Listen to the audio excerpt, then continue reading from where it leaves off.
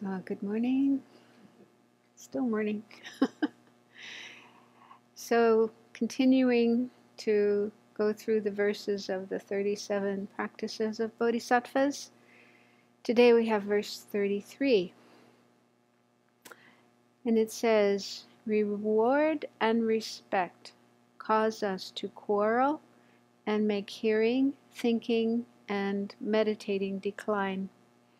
For this reason, give up attachment to the households of friends, relations, and benefactors." This is the practice of bodhisattvas.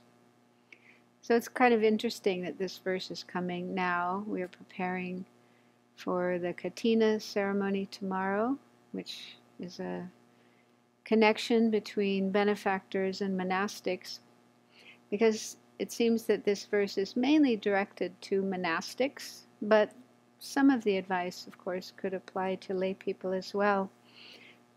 But traditionally, Buddhist monastics have as our job learning the Dharma and studying it to understand it very well, practicing it to bring about a transformation of our mind and our behavior.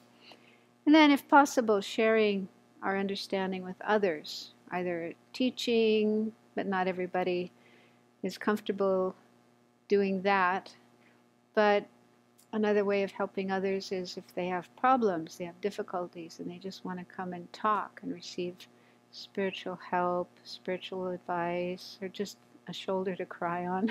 So we serve that role as well.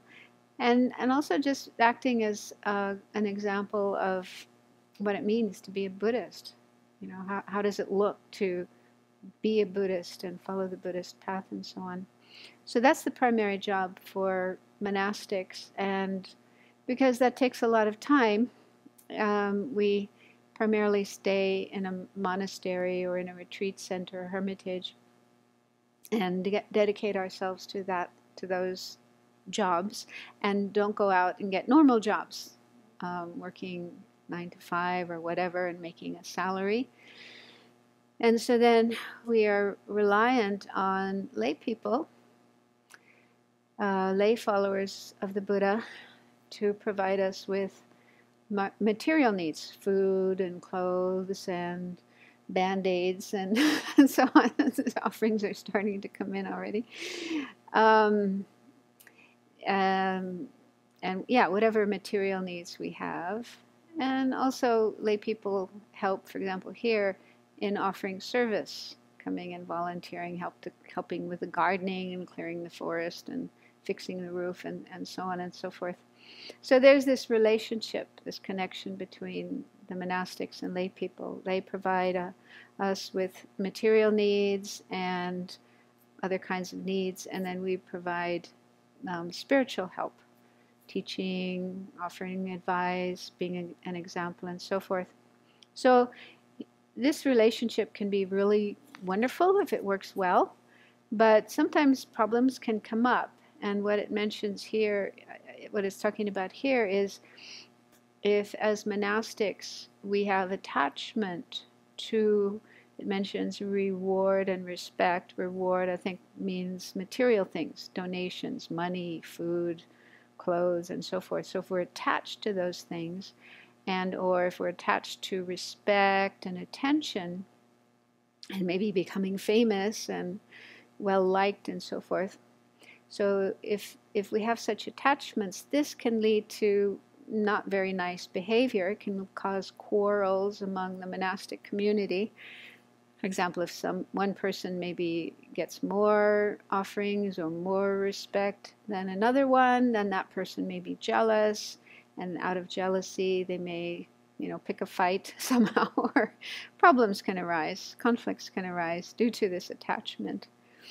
And then this in turn can be damaging to our primary job, which is hearing, thinking, and meditating. So when we're trying to study or we're trying to meditate, if our mind is caught up with attachment, with jealousy, with anger, and so forth, then we won't be able to keep our mind focused and be able to practice as we should. So this is warning us to be on the lookout for these attachments, and if we notice them in our mind, to overcome them and instead practice contentment. As monastics, we're supposed to be content with what we have, with what we receive, and not discontent, dissatisfied, wanting more, wanting better, and so forth. And also humble, not being demanding of attention and status and respect and so forth. And also there's this list of what are called the 5 wrong livelihoods, which can come up in this kind of situation. So you probably are familiar with these, but it doesn't hurt to go through them again. These are mentioned in the Bodhisattva vows, specifically number 12 of the secondary vows. So these are 5 kinds of behavior that we might get into in relation to donors, benefactors, which could also include family and friends, that are to be avoided. We should try to avoid these. So the first is hypocrisy. So this is where we pretend to be something that we're not, pretend to be better than we are, pretend to have qualities that we don't, out of the motivation to impress people and hope that they will give us more. I mean, of course, we should try to behave ourselves and not just let everything hang out, or false. But not with that motivation, not with attachment to, receiving things and respect and so forth.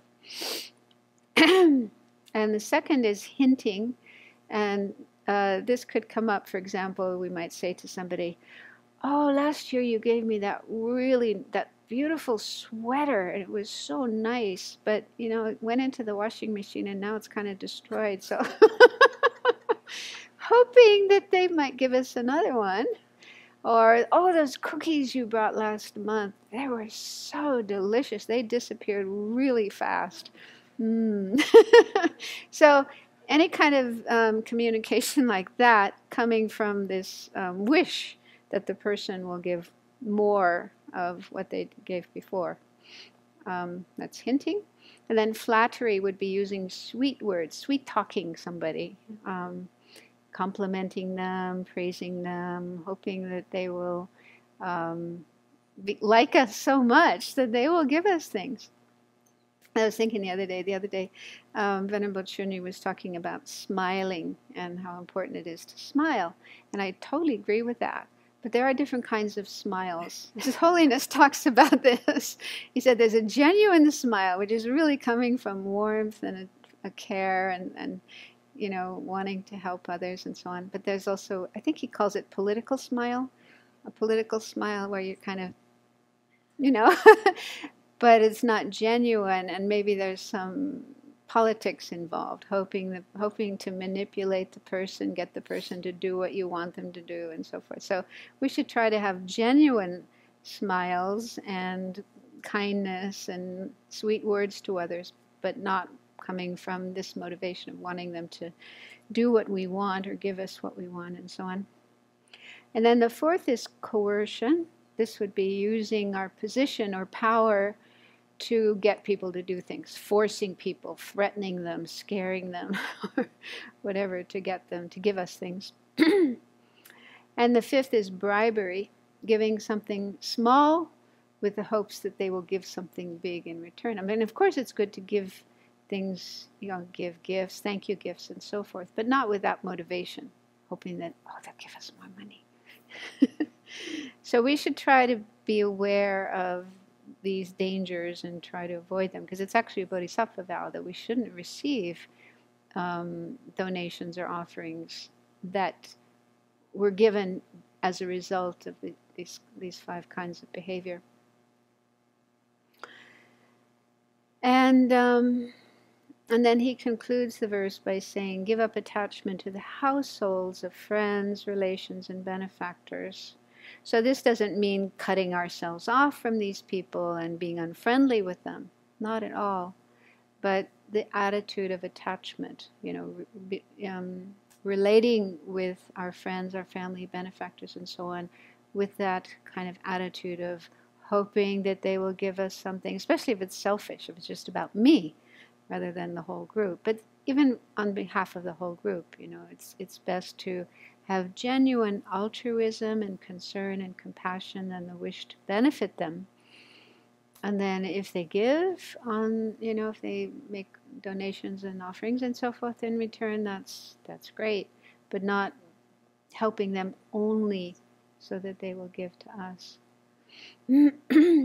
So I think this is very helpful advice for all of us, and as I say, for lay people as well, in relationships with friends and relatives. Some of these things, some of these issues might come up. So it's good to be aware of that and really try our best to have a sense of genuine concern, as the Dalai Lama is always saying, genuine warmth and kindness and concern for others, and really try to work on, it takes time of course, but try to work on decreasing this attitude of self-centeredness, self-cherishing, which is what lies behind these kind of corrupt forms of behavior. Okay, thank you.